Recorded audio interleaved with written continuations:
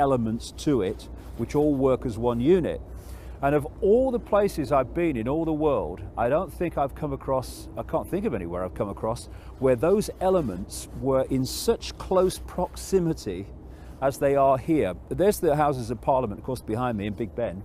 But in this little area that we're going to go on this tour, this walk around now, are all the elements of the system, very, very close together. And it's a good way of explaining how they all fit and how they all work as one unit. Nice day as well.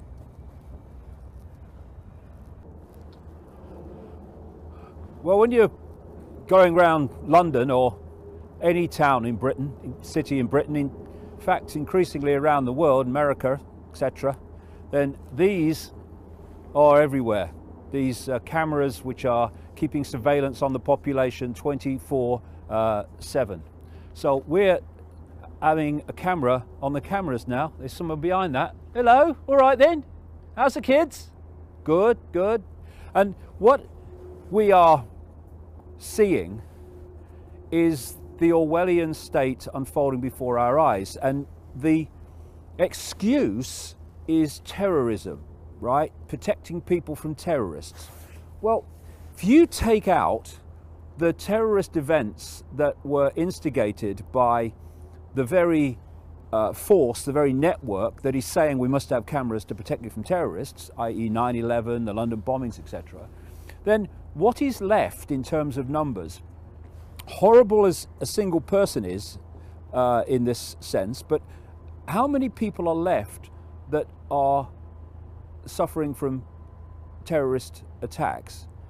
Of course, if you count as they are terrorist attacks like pepper bombing Libya and Afghanistan and the drone killings around the Middle and Near East, well, of course, that's again being done by those who are saying we must put these things up to protect you from terrorism. But you take out, if you might call, genuine terrorism, not instigated by the state, and the number of people that are left in terms of numbers that are affected is tiny compared with the number of people dying of hunger and malnutrition. The biggest killer in America is the treatment. If you take in medical errors, drug side effect, fatalities, the fatal diseases or things that people catch in hospitals when they've gone in to be cured, and all those things, if you put them together, the biggest cause of death in America is the treatment. So why aren't we arresting doctors and drug company executives? Of course, because it's not like that.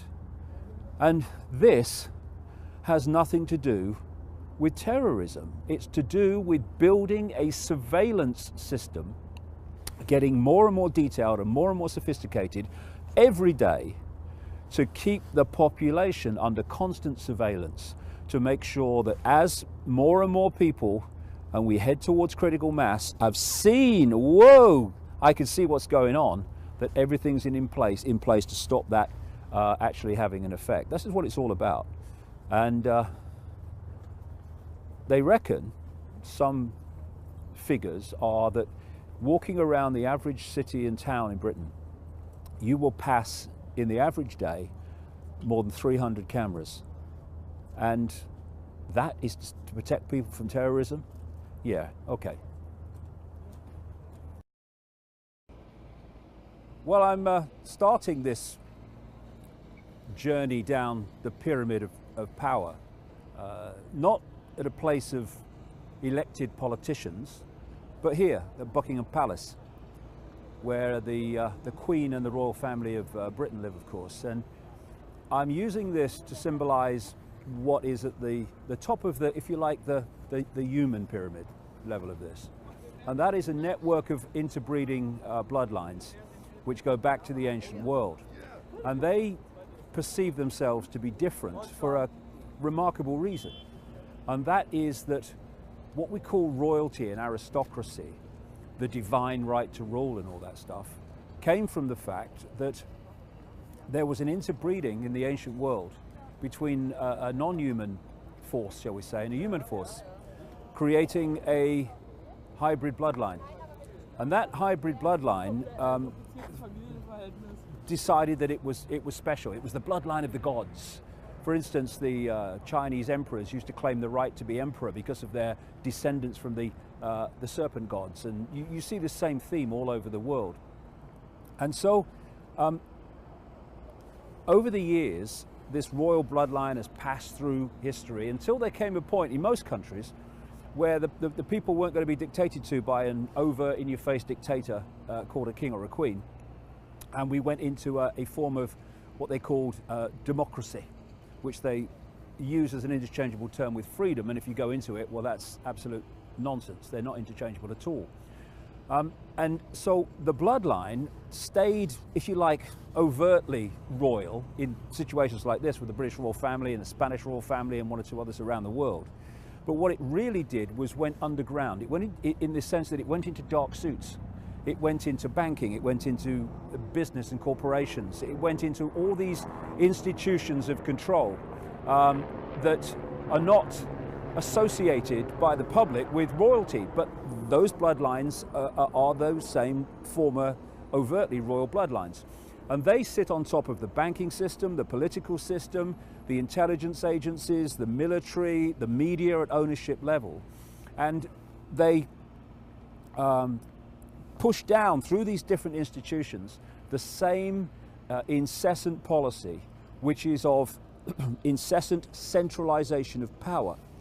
Because compared with the global population of more than 7 billion, there's not that many of them. In fact, they're very, very few at the inner of the inner of the inner of the inner core.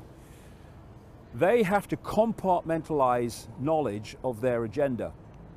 And therefore, they only allow people that are daily in their jobs without knowing, contributing to this agenda for a fascist, global, authoritarian, Orwellian state, that are contributing to that every day, which their children and grandchildren will have to live in, but they don't know they're doing that because they're making contribution A, and in and of itself that can be seemingly innocent. But when you connect it to contribution B and C and D at other levels of the pyramid and in other pyramids of institutions of media and politics and all the rest of it, then it takes on anything but an innocent situation. It's very sinister indeed. And so what they've manipulated us to do, this bloodline network acting at the top of the pyramid, is to, without knowing, build our own prison. And we're seeing this unfold with what we've just seen, the cameras, the security, the 24/7 surveillance, which is far more intense than ever is accepted in the public domain. Things they say, oh, they can't do that, it's illegal. They don't care about legal, they do it anyway. And so this is what's at the top of the pyramid.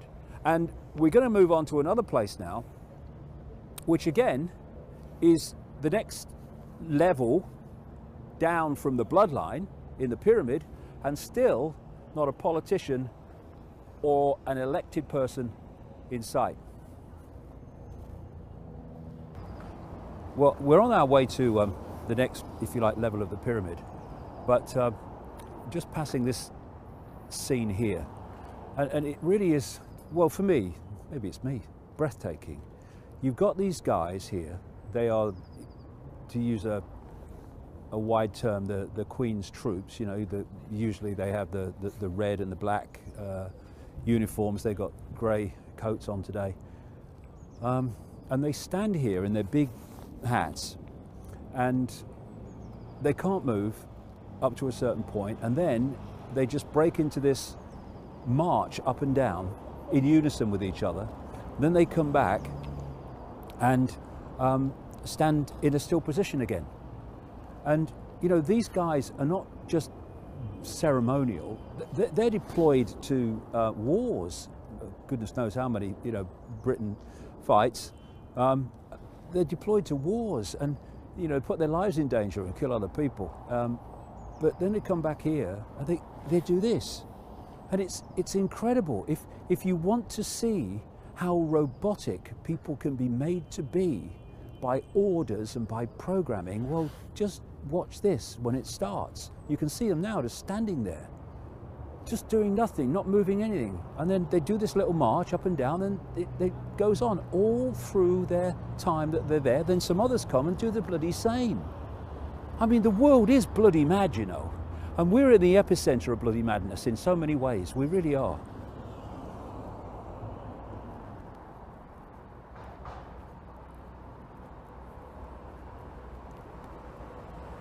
Well, here I am now at the next stage of this pyramid or edifice of power, and there's still not a politician in sight.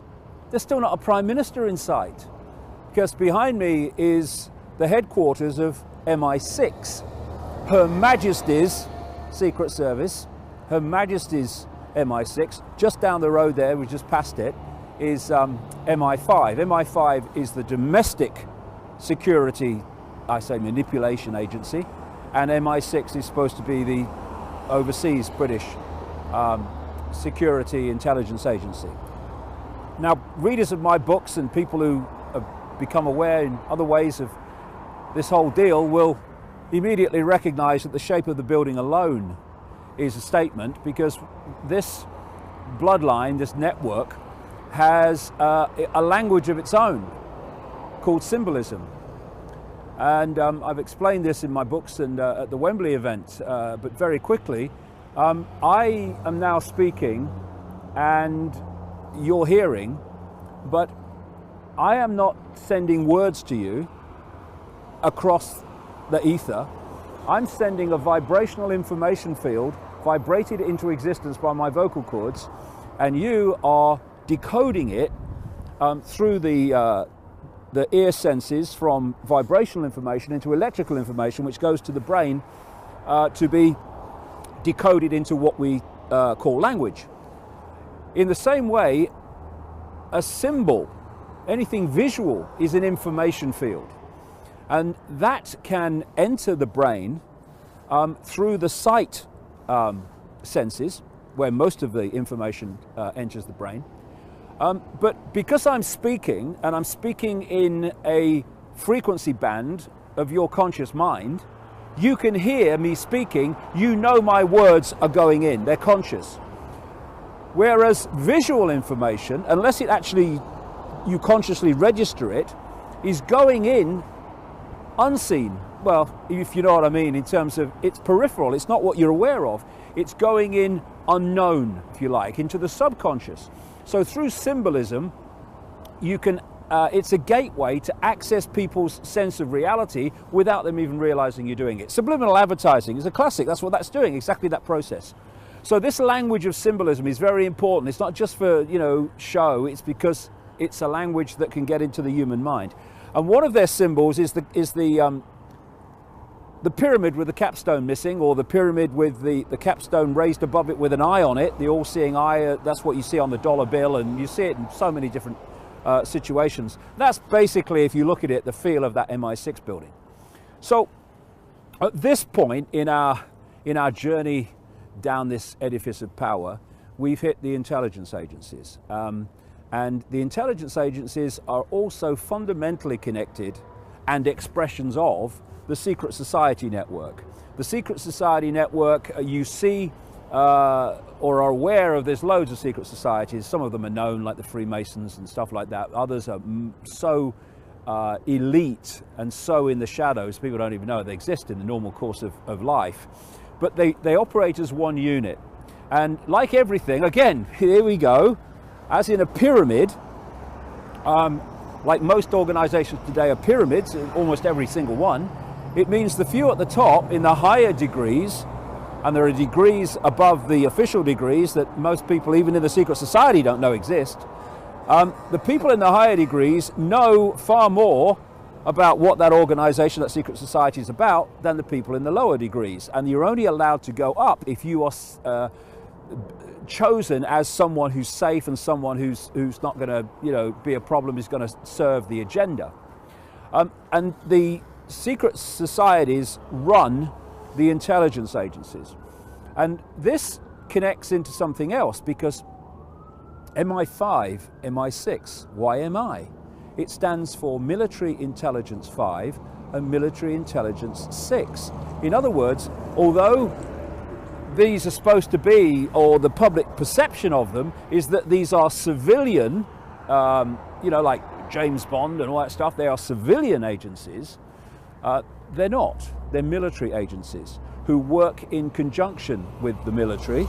This happens not only in this country, it happens in America with the National Security Agency and the CIA and all this stuff. They're all connected into the military, although they're supposed to be civilian.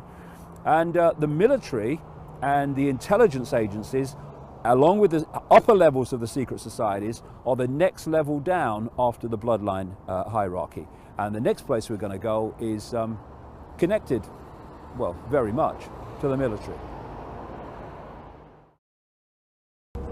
Okay, this is our next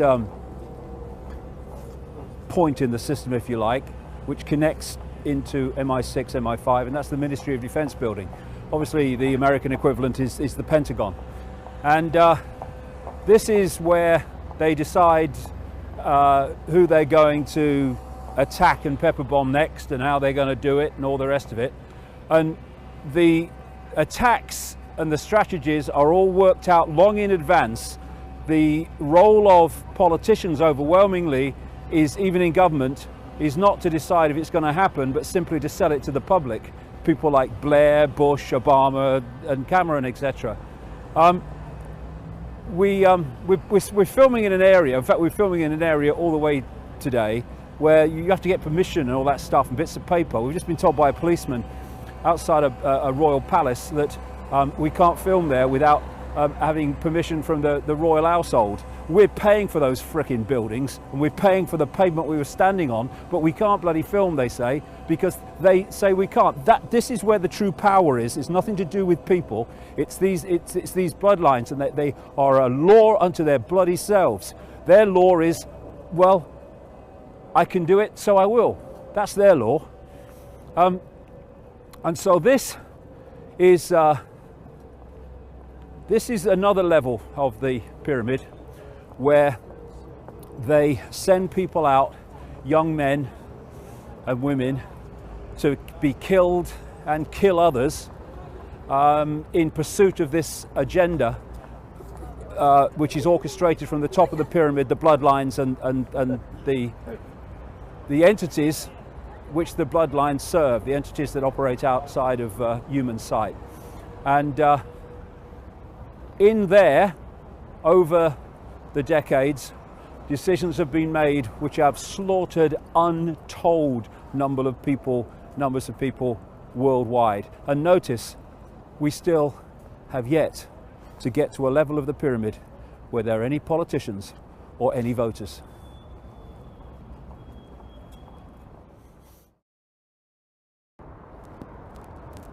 Okay, behind me is Westminster Abbey, where many of the royals get married and stuff like that.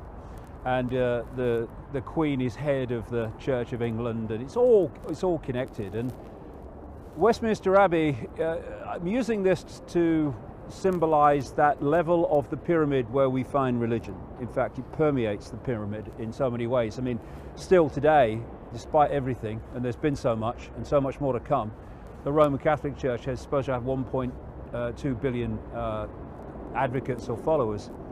And the role of religion, not just Christianity, Islam, Judaism, all of them, is to give people a belief system that is incredibly narrow, that makes them down here and whatever they're worshipping up there. So it's just little me, I have no power.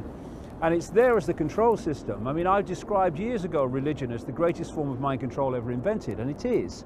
Because, you know, we are infinite awareness, living within infinite possibility, and yet what religion does is tell us that there is a tiny little story here, and between the covers of this book, or this book, whichever one it is, it's all you need to know. And you mustn't deviate from it because God won't like it, and all this rubbish that people are programmed to believe in. And because of its role, what religion is the outer public face of the secret society network. This is why when you look around churches, and particularly cathedrals that were built and designed by people like the Knights Templar, one of these major secret societies in the web, you find secret society symbolism. Now look at it. I mean, it's a giveaway there. There's the Twin Towers. The Twin Towers, that's symbolic of the Twin Towers that were supposed to be outside of the mythical King Solomon's Temple. And you know, we need to go into this in another time, and I do in the books, but the Twin Towers on 9/11, that was all symbolism. The Twin Towers is a massive symbol. If you go to the Mother Lodge of Freemasonry in Great Queen Street in London, you'll see inside depictions of the Twin Towers, and this is a classic depiction. And when you go into these cathedrals, Westminster Abbey included, you see the black and white squares on the floor. It's a Freemasonic secret society floor, because it is an expression of that. So when you get to things like the Vatican, which has control of the minds of so many worldwide, and is a den of absolute bloody iniquity, and so much to come out, it's unbelievable about that church and what goes on. When you go to the Vatican, the inner core worships Satanism. They're Satanists, and then out comes the public face, which is mild Satanism. If you look at Satanism and the background to it in depth, and then you look at the rituals of the church that people go and do all the time, it's just a publicly acceptable version of that.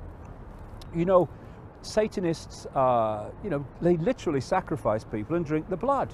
Well, you know, the Eucharist, where they eat the body and drink the blood of Christ, it's just a publicly acceptable version of the same thing. But energetically, it is extremely negative for the people that are partaking in it, but they don't know why, because you know, they don't realize that all this stuff is happening on levels that we can't see when these rituals are taking place. So this is a massive level of the pyramid, religion, where they grasp the minds of people, they make them feel guilty, they make them feel small, and they make them look up, which is what they want. But they're not looking up to God, they're looking up to the top of the pyramid, where the real power lies in terms of directing their lives. But the real power really lies when we actually open our eyes and see how it all fits together. It lies not up there, but at the bottom of the pyramid, because we're holding this edifice together. When we walk away, it's over. Okay. Well, here we are at last, as we go down this pyramid, at a point where you might call politics, except not really politics, because we're talking about the European Union, which is not a political union, it is a bureaucratic union. The politics and the European Parliament are just window dressing. They're just there to give the impression of democracy and will of the people, when actually it's the will of the dark suit bureaucrats in Brussels.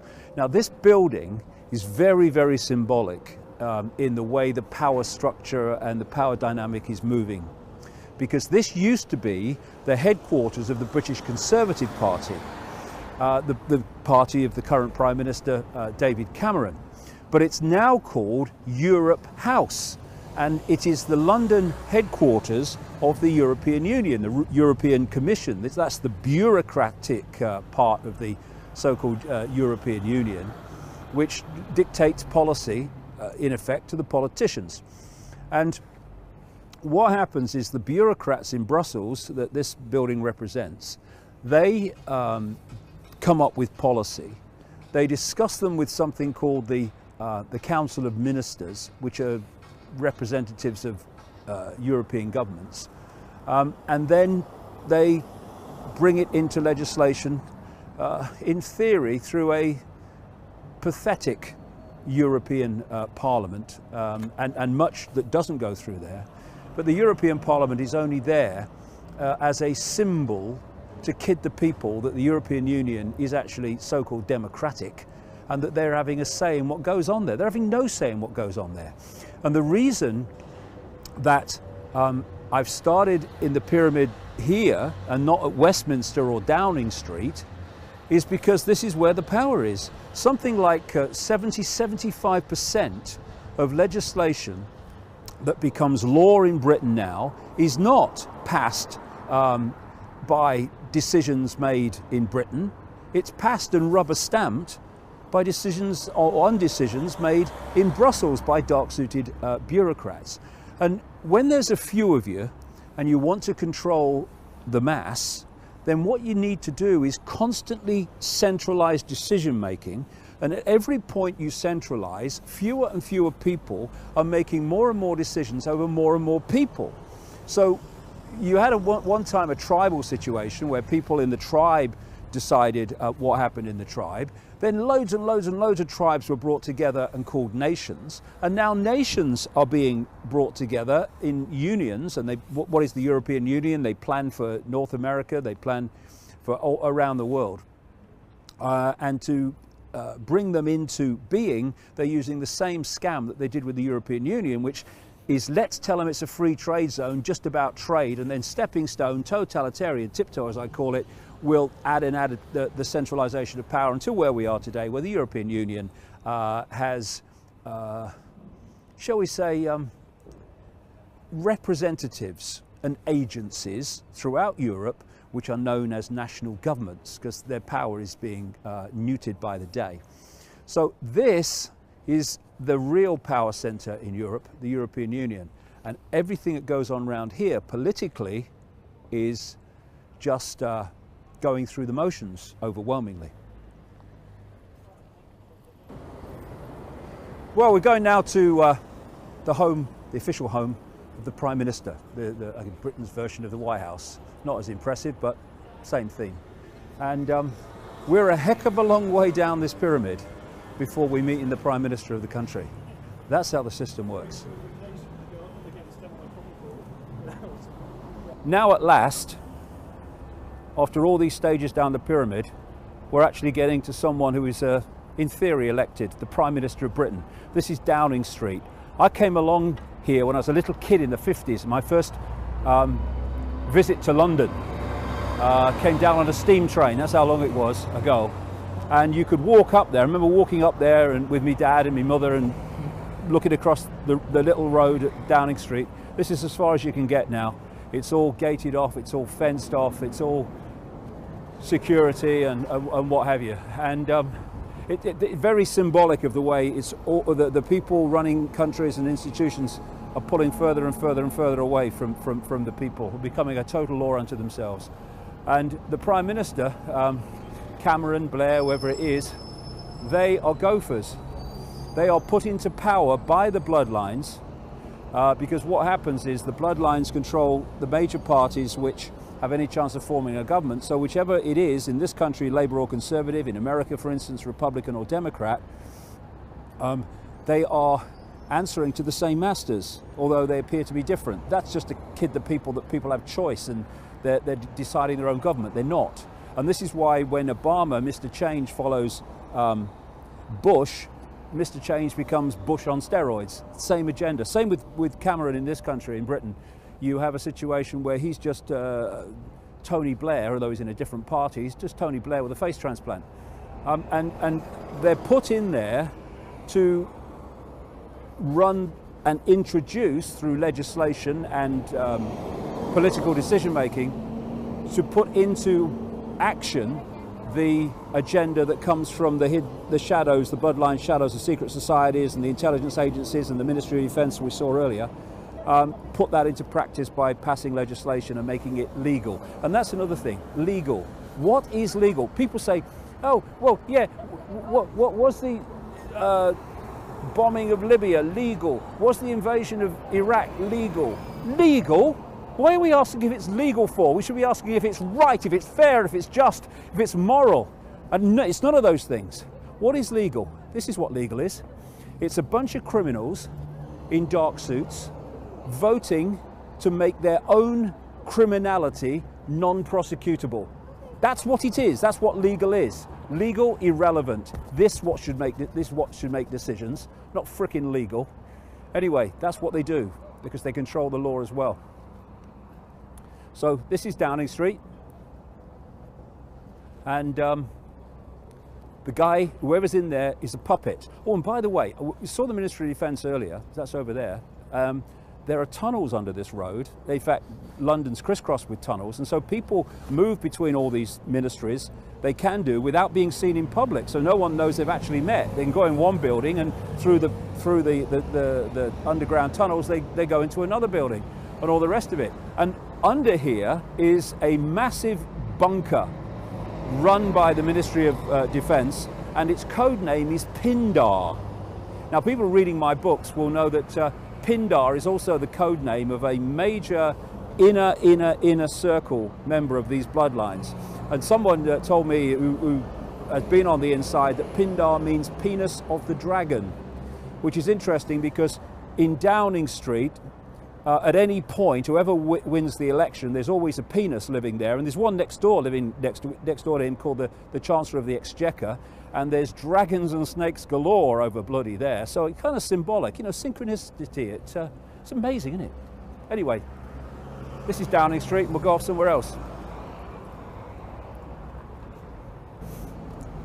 And then there's the policemen. You see, the police are there. Once things have been made legal, I vote to make my criminality legal. Okay, the ayes have it. And once they've done that, then the police, their job is to impose upon the public what they've made legal, even though it's a load of bollocks, even though it's killing people, whatever. It's unbelievable. We do live in a madhouse. And once you realise that, it all makes bloody sense.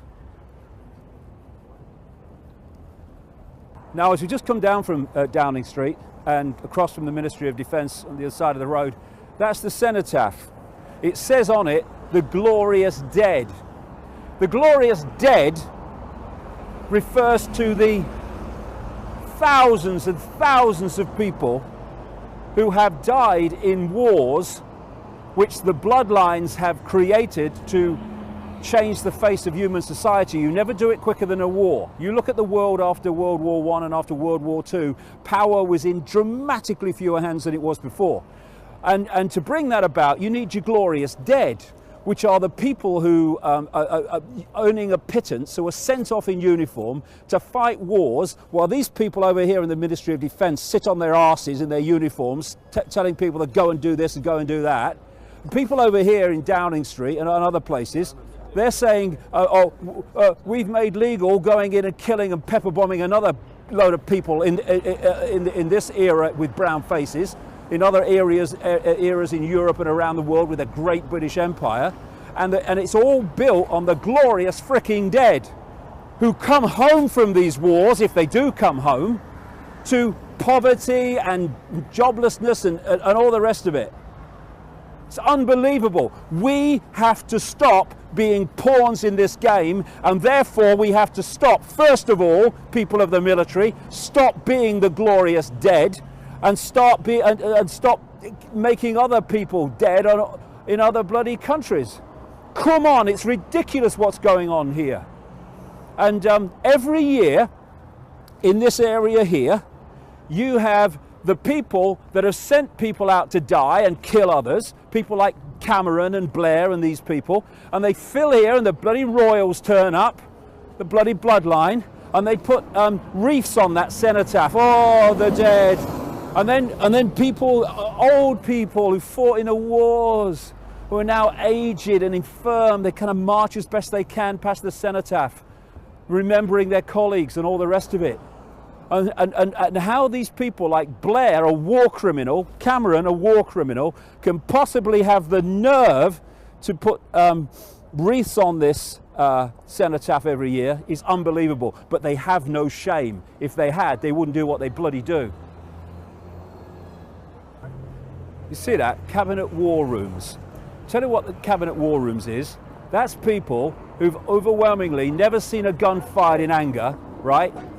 And deciding other people are going to go and die and kill other people, eh? Dark suit assassins who if they were put in danger, they'd cancel the bloody laxative bill overnight.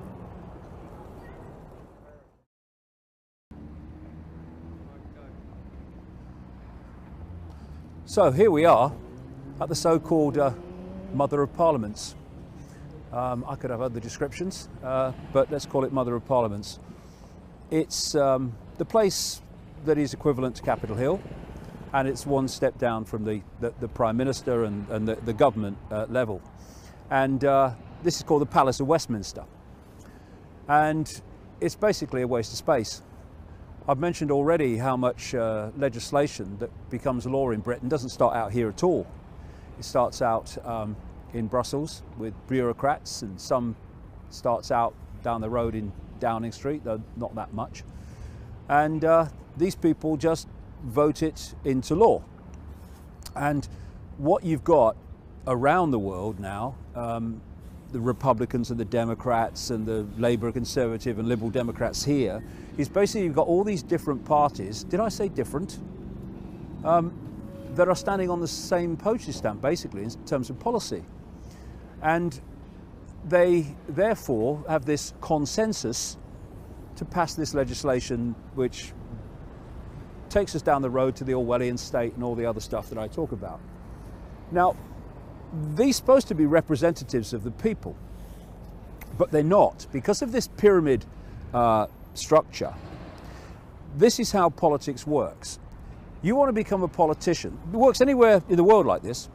You want to become a politician, okay? You want to get into government. So, okay, I'll stand as an independent and I'll be my own person. Well, you can't do that and have almost, very rarely, but almost no chance of winning an election because you don't have the party machine behind you, you don't have the funding behind you, you don't have the media coverage behind you, which comes with being part of the party machine. And so if you want to be a politician and get into government and make a difference in the world, then you've got to join a party. Now, to join the party, that's easy. You pay your subscription and you sign your form. But if you want to get into here, then you have to be selected by the party to represent a constituency or a state, whatever. To do that, you have got to be acceptable to the party hierarchy at the top of the party pyramid. And so you have to tell the people that question you or are deciding if you can represent the party and possibly get into one of these places, you've got to tell the party what it wants to hear. And you've got to promise that you will follow the party line. Right, so you do that and you get elected. And in most constituencies and almost, most states, if you've got a certain colour rosette on, representing a certain party, you're pretty sure to get in. There are a few marginal states where it's a bit, is it or not? But in most of them, they're called safe seats. You get your party to get you to stand in an election, you're bloody sure that you're gonna win because of the nature of the people and how they vote in that area. So then you come here and you want to get into government, or you want to get high in the party at Westminster that you represent. To do that, you have to, again, do what the pyramid of the party demands that you do. Because if you don't, then you won't progress in the party because you are being your own man, your own woman. They don't want that. And they have people called whips. And their job is to get people, when there's a vote, they have what they call line whips, 1 line whip, 2 line whip, 3 line whip. 3 line whip means the party's telling you you will vote the way the party's telling you or the government's telling you or whatever. And if you want to represent your people or represent your own feelings about the issue, then you are defying the whips. You're not speaking your truth, representing the people you're supposed to represent. You are defying the whips. And the whips come along and they say, look, if you don't vote with the party, that's the end of your political career in this party. You're not going to progress. And in some areas, and this is far from uncommon, very far, they'll know something about you that you don't want the public to know. And it's like, well, it would be terrible if this came out, wouldn't it? All right, well, how do you want me to vote? And this is how it works. And this is called representation of the people. It's a load of bloody nonsense. And what you have here are voting fodder. They just go through what they call the lobby here, or they vote, in other words. And it's like, oh, there, the ayes have it. No, the ayes don't have it. The people who've decided the legislation and the way the law is going to change, and have got this fodder just to go through in enough numbers to vote for it. They have it, and the people have it, because they have to live under the changes that have been made to the society in which they live. And so many laws, so many regulations are now being voted in. Like, it's a tidal wave of them, because the Orwellian state's moving in. And like I said earlier, once this farce of a process has happened, then the law enforcement come in their uniforms, and they enforce the law, the legal law. Actually, legal and law are not the same thing in my view, but they impose the legislation upon the people. Extraordinary. But it's democracy, ladies and gentlemen. It's freedom. Wouldn't it be great if we, or wouldn't it be terrible if we lived in a tyranny? Phew, pew. Now, having got this far, the way this edifice survives is because of something represented in this area outside Parliament. It's very, very quiet today. There's only one film crew, television film crew, waiting over there for some reporter to come along and tell the people bollocks. Anyway, what this area is where when there's a big story or a big vote going on there, this place is packed with film crews and journalists talking to the world and talking to Britain. And this edifice of top-down hierarchical tyranny survives because of these people and the global mainstream media in general. Because if I can uncover all this stuff, so can they. But instead of uncovering it, they ridicule it, and they are the public relations office. They are the promotion company of the conspiracy. And I've worked in journalism for a long time with the BBC and with newspapers, radio, the whole shebang, a long time ago now. And journalists don't overwhelmingly do this. One or two are in on it. The vast majority tell the story that the power structure wants the people to believe, because they are ignorant of what's going on. They are uninformed, they are unresearched, and when you're in that situation, you have one option in terms of providing information for the public, and that is taking what they say, taking what the Prime Minister says, taking what the European Union says, taking what MI6 and MI5 say, taking what the church says, and delivering it as news when it's just a repetition of the official version of everything. And we call it journalism. It is not. It is repeating. It is the repetition of the official story night after night after night after night. And if the media were a true expression of journalism, none of this would be going on, because it would have been exposed a long time ago. Shame on you, because you've got kids and grandkids as well, and you're going to have to, they and you are going to have to live in the society that from your ignorance and your silence you are allowing to come in. And another thing, this is so many ironies. Here's another irony. The very media that has become nothing more than the mouthpiece of the official version of everything is now being crushed in terms of its freedom by things like the Leveson inquiry in this country and other press laws and what have you. Television is being squeezed in what it can say and what it can't say. And so they ridicule and dismiss a conspiracy when it's actually stitching up their profession. Oh, take me home, mother, it's mad down here.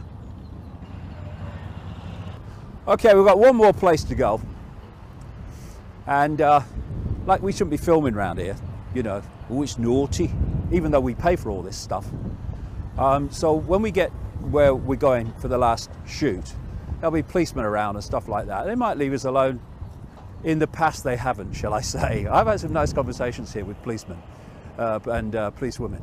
So just going to go there. So how long we go on filming, I don't know, but we're going to keep going, see where we go, because this is a place now, having explained all this great evidence of power, all this top-down hierarchy, all this control.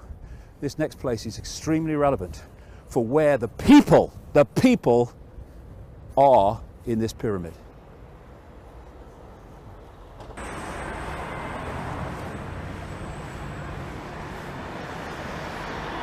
This is it's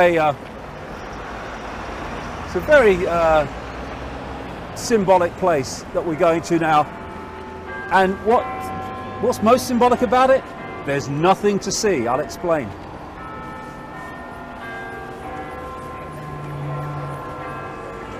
For years after year after year, there was a guy sitting here called Brian Hoare.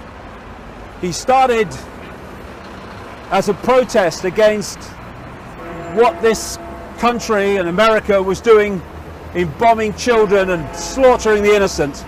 And he sat in a chair here, and he stayed here. And eventually he died of cancer. And he was hassled, he was beaten up, he was disgracefully treated by the police.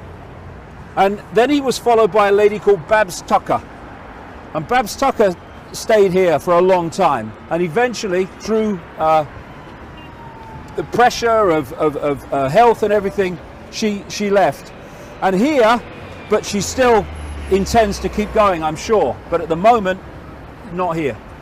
And there was a big display here of slaughtered kids, which was pointing out there and saying to these people, this is what you're doing, and highlighting what war is about and what the war on terror is about. And it got to the point with this buffoon, this professional buffoon of a mayor in London called Boris Johnson, who ran this campaign to get rid of them. It got to the point where there was just left the banners or the display, and Babs Tucker sitting here with nothing but an umbrella. And if this was very recently, and if you go onto YouTube or onto my website, you may have seen it already, you'll see when the police came in the night and the council officials came in the night in the early morning and hassled these people, and they had people on the ground, you know, putting handcuffs on them, doing nothing but protest against the tyranny that I've been describing in this walk around London. And they were saying the umbrella could be construed to be like a tent. So just sitting here in protest against the slaughter of the innocent around the world with an umbrella